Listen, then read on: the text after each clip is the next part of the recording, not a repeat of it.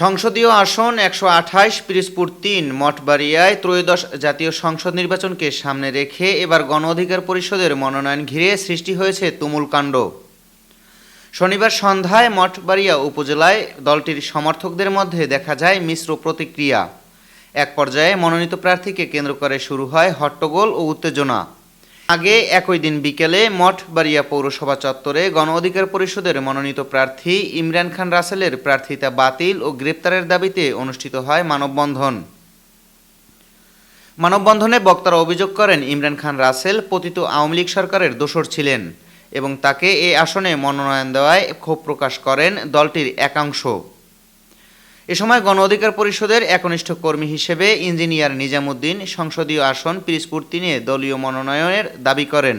মানববন্ধনের পরেই গণ অধিকার পরিষদের মনোনীত প্রার্থীর পক্ষে রাতেই সংবাদ সম্মেলন করে সমর্থকরা। তারা জানান তাদের প্রার্থীর বিরুদ্ধে আনীত অভিযোগ মিথ্যা ও ভিত্তিহীন। এ বিষয়ে মঠবাড়িয়া থানা পুলিশের সঙ্গে যোগাযোগ করা হলে দায়িত্বপ্রাপ্ত পুলিশ কর্মকর্তা জানান হট্টগোলের ব্যাপারে এখন পর্যন্ত কোনো লিখিত অভিযোগ পাওয়া যায়নি।